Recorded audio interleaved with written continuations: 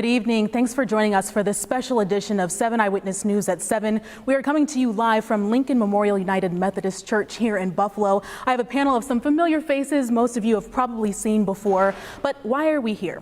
As many families across the last week have sought to have an open and honest conversation surrounding race, some don't know where to start, and we're hoping to help you get that started in your own homes. And we're all here because of this man, George Floyd. He's a 46-year-old father who died at the hands of Minneapolis police last week. His life was choked out of him as this officer knelt on his neck. Now, we decided here not to show video of that incident anymore, choosing instead to celebrate the man instead of the way he died. And despite his tragic death, his family is pleading for peace as outrage, frustration, and fear grapples with many are grappling with that across the country. And sadly, this is an incident that sparked so much emotion in so many people. Pastor George Nicholas, you're the pastor of the people here at this church. I want to start the conversation off with you. There have been so many names: Sandra Bland, Philando Castile, yes, Mike Brown, Trayvon Martin, right, and unfortunately many more. Right.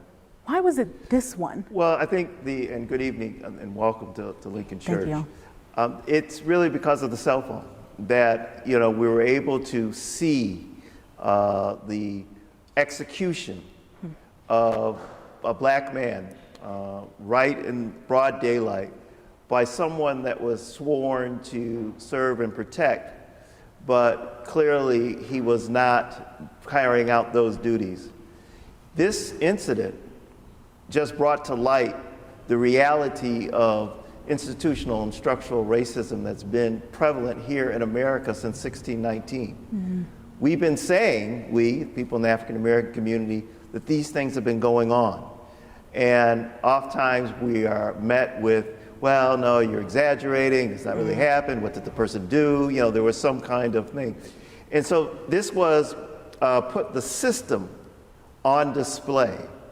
And now people saw that with their own eyes, and they began to think about their own experiences, their own stories. Almost every black person I know has a story of someone who's had a negative encounter with law enforcement, not always ending in death, right, but being traumatized by being dehumanized. And so the dehumanization of black and brown bodies has been something that we've been dealing with since 1619. Vivian Waltz joining us as well. I saw you nodding your head while we were saying this has affected so many people. It's affected so many people who are not black in particular. What has your experience been watching this and other events across the country?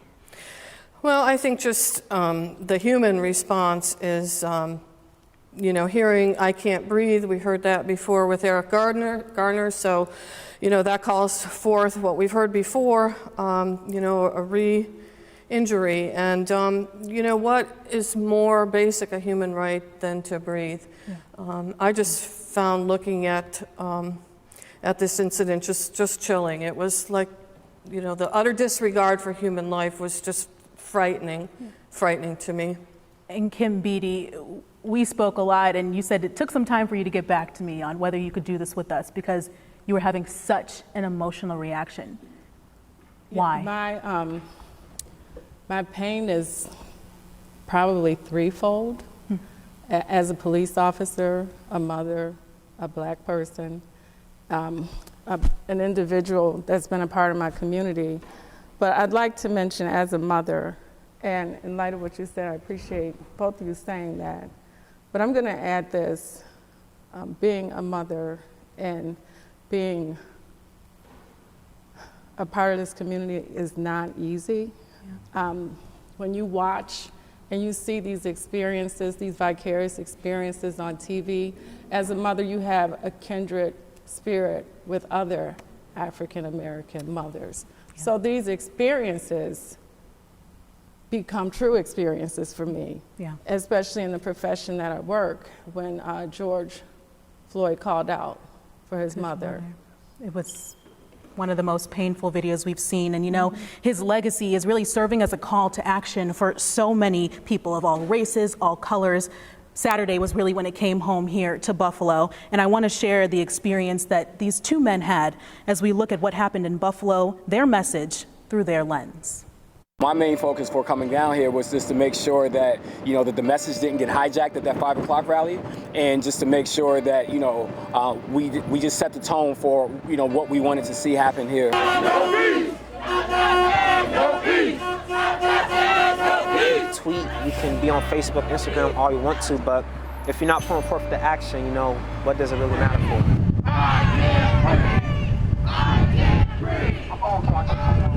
There's a bunch of good apples in the bunch in Buffalo. I've seen it. I witnessed it with my own eyes. Some of these police officers that day shook some of the protesters' hands. When we got back to, Niagara Square, things kind of went left a bit, and there was some agitation that was taking place, and there was a lot of people who didn't necessarily look like me, who were, I believe, that were inciting a lot of the agitation that was taking place.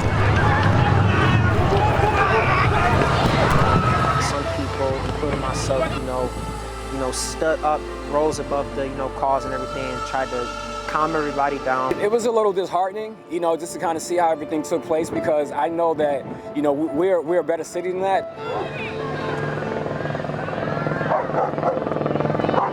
Despite, everything that kind of went awry, I do believe that the message got across because people were able to kind of see things happening in real time. I can't breathe!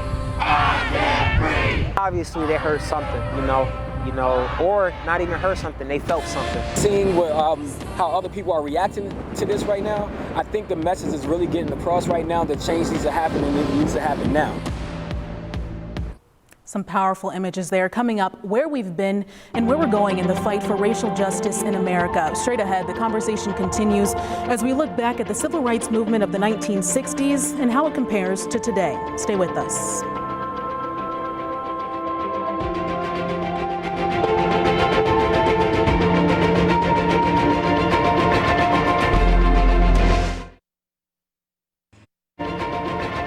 Then and now, the civil rights movement of the 1960s versus our present day activity. Welcome back. Tonight, we're attempting to have an open and an honest conversation about race as things really came to a head here in Buffalo over the weekend. It's really hard to not compare today's activity to the movement of the 1960s if you lived through that. So what has changed, and have we even moved forward at all? Two men had a front row seat to both of the movements. Here's their take.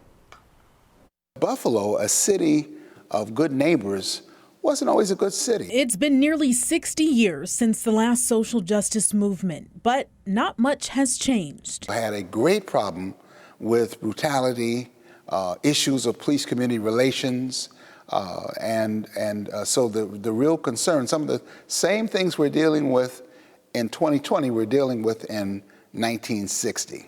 Today's movement and the one generations before this is separated by one thing: the law. At that time, there was no law against some of the things that people were doing. Today, thousands of Americans are taking to the streets to fight for these laws to be upheld. We demand change right now, and that's sort of the difference, not just negotiation, but speaking truth to power. An integration order in the 70s changed how institutions in Buffalo operate, requiring a one-for-one hiring mandate. 9 black men, and we sued. Ted Kirkland is a former Buffalo police officer. He's part of the reason women and people of color are now in civil service jobs throughout the city. But there was no law that said they had to hire any of us. And this was the reason for the civil unrest that came to a head in what is now known as the 67 riots in Buffalo.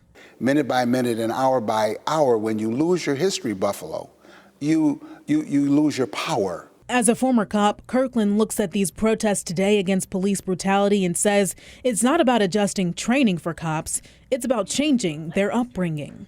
One of the major problems is that the average white officer is unqualified to work in the black community.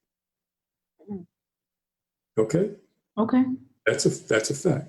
The average black is qualified to work throughout the city of Buffalo. What's the difference between the two? One difference is we have been trained in white schools to understand the white culture. white officers have not been trained to understand our Black culture or any other culture. So what needs to happen so the next generation doesn't have to take to the streets in the same way for the same reasons? We have to teach our communities about financial empowerment. Freedom is not free. Blacks have to have hope that they can do these things. See, we're playing a different game now. And there are some among us now who are not teaching our people the role that they must play. Some powerful statements there by former Buffalo police officer Ted Kirkland. Kim Beatty, you are a former member of the Buffalo Police Department as deputy commissioner, and now you are the head of public safety at Canisius College. Talk to us. You have a lot of experience in law enforcement. I really want your take on where police community relations were 10 days ago and where you think they stand now. Well, first of all, I think police community relationships need to be real. Community policing needs to be real. It has to do with problem solving. It has to do with working with different people in different communities. And officers need to know how to do that. You can't train on every skill. You can't train officers on, there's 3 types of training: knowledge, skills, and attitude. So the one that has to deal with the attitude, that's the one that's difficult to train on. Right now we have a huge population of unsatisfied customers, and we need to make adjustments. So community policing needs to be authentic and genuine. You have to be a part of the community, and you have to really, really work there and be a part of some of the solutions that people are dealing with in their neighborhoods. What do you think about what Kirkland said on that Black officers can work anywhere, but white officers can't? That's probably true for the most part, but at times some of our minority officers do feed into a vicious cycle of wrongdoing as well. So we have to look at what we're doing. We have to open up a wider lens for all of our officers. Erie County District Attorney John Flynn, what are your thoughts on the relations with community? You deal a lot with police officers, you prosecute cases. Where do you think our community is right now? Well, we spend a lot of time in the Buffalo Police Department, and for a lot of the suburban police agencies in the community. The Buffalo Police, community policing has been around for 20 plus years. My office, when I took over as DA, I created a community prosecution bureau. So we are constantly in the community, active and engaged in various neighborhoods throughout the city of Buffalo. At the end of the day, all that is irrelevant from my standpoint. If you don't do your job. And my job, and what the people out there expect my job to be, is to do justice. And if a police officer misbehaves, I, as a DA, need to prosecute them. I can go to all the picnics I want, I can go to all the community events I want, and that's good, and it works. But if I don't do my job, all of those are meaningless. Chief Beatty, here's a question. My mom actually asked this when I told her I was going to do this panel. How does a person know, a young black, white, purple, pink person, when they're coming up to an officer, that they're a good cop or they're one of those bad apples? How can you tell? They don't know. If just looking at a person on the surface, but the type of service that you receive, you could be faced with a good cop. If you run into an officer that just doesn't care, and I've never treated people like that, and I know this isn't about me, but we need more police officers, and we do have many that care about people. So if you get everything that you need from a police officer on your first encounter, that's a satisfied customer, and that's a good police officer. Interesting. I want to go back to you, DA Flynn. You've been in this position for 3 years now. On Sunday you spoke, you said you've prosecuted 5 police officers since you became DA. So, and you also mentioned a few seconds ago about your job is bringing justice. So can you talk to us about some of the more high-profile cases you've dealt with? We see something on camera, then we hear on the news an investigation's ongoing, and then we see the result. What happens in that investigation ongoing portion? Well, you're gathering evidence. That's a main thing that you're doing. A lot of times a video will be on YouTube or a social media platform, and I can't introduce that evidence into court. I need the actual person who took the video and get it from them and have them swear out an affidavit saying, yeah, that this phone is mine, this video is mine, I took that video on such and such a date. So I need to get that actual video and cell phone. I need to canvass the area where it occurred and find out if there's any more cameras out there. I need to talk to witnesses. I need to talk to the participants and get statements from them. So a lot of times there are a lot of interviews that need to be done and gathering of evidence that needs to be done before I can make an arrest or put a case in the grand jury. Specifically when we're dealing with police officers, cases where you're prosecuting a police officer, I feel like so much of the community feels like there are different rules. There are different rules for police officers because a lot of times we don't see them arrested or even convicted if they are arrested. So what goes into prosecuting a case for somebody in law enforcement? Well, the one main difference that we can start off as a baseline is that, remember, in general, and again, I'm being general here, in general, a police officer has the right to put his or her hands on you when they're making an arrest. They have the right to grab your arm and put it behind your back and handcuff you. They have the right to pull you up against the car. They have the right to pat you down, okay? So they have a general legal right to actually physically put their hands on you.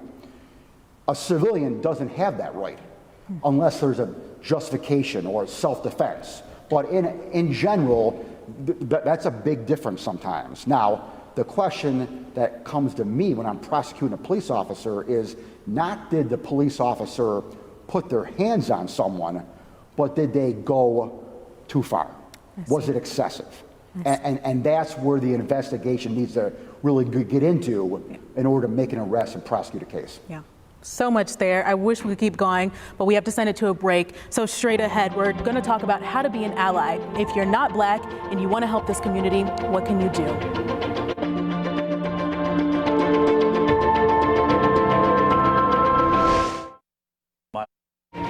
Welcome back to the special edition of 7 Eyewitness News at 7. We're having a Buffalo Strong conversation about racial tensions here in Western New York. Over the past week, Vivian Waltz, director of the SSJ Sister Klimczak Center for Nonviolence here, we've seen so many people who are not Black reaching out, looking for anything, trying to grasp at straws. How can they understand this? You spent a lot of time in the social justice sphere. Tell us about your experience. What was your first step towards understanding racial inequality? I think education has to be number one for white people. I think they need to educate themselves on systemic racism, white privilege. There's a lot of books out there. White Fragility by Dr. Robin DiAngelo is a good one. Why it's so hard to talk to white people about race. We have to talk to each other. White people have to talk about it with each other, about systemic racism, about white privilege. We have to hold each other accountable. Our family, our friends, social media, certainly, and then we have to act. We have to act under the leadership of people of color to work on the injustices in our institutions. When you say talk, who are you talking to and who is the responsibility on to teach? As I said, I think white people need to educate themselves. We can't be looking to Black people to tell us what to do. We can look to them and their leadership to tell us how to act and be active in working to change institutions that are racist.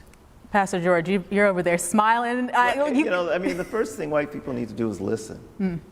You know, and if I tell you George Washington is not a hero of mine because he owned slaves, because I have no respect for Thomas Jefferson because of how he treated Sally Hemings, don't try to argue me down. That's my experience, right? Our people were brought here in chains, worked for free, and have been mistreated from day one and continue to be mistreated, and we're not being heard. And so every time we speak up and say things, you know, our issues are never put in the forefront of the work that needs to be done. It's always something that's tangential, and it's not something that's a priority. It's still not a priority. Yeah. It's still, if seeing Tamir Rice, a 12-year-old boy, getting shot, you know, on a Cleveland playground did not move this nation to do something, then, you know, my fear is that, you know, this will dissipate and we'll try to find ways to kind of get through it. And that's really what the society's trying to do. Yeah. We're really not trying to solve this issue.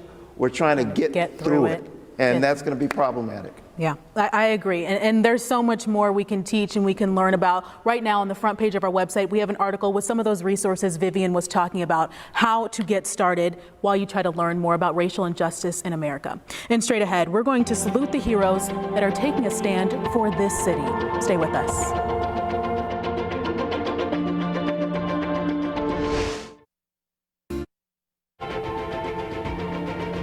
Welcome back. Tonight, we want to say thank you to the local heroes standing up for their city in the midst of turmoil.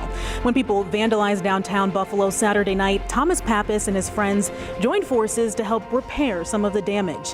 And when Antonio Gwynn Jr. saw demonstrations take a destructive turn in his neighborhood, he grabbed his broom, his dustpan, some garbage bags, and got to work. These young men are joining me now. We really just want to personally thank you both to you, Antonio and Thomas, for taking a standing up for this city and really showing people what Buffalo Strong means. I want to thank all of our panelists that joined us tonight. We did not have enough time to really get into this discussion, but I hope we gave you all a start, a place to begin this conversation in your own homes and in the community. Thank you so much for joining us. There's more online, and feel free to reach out anytime with any of your questions.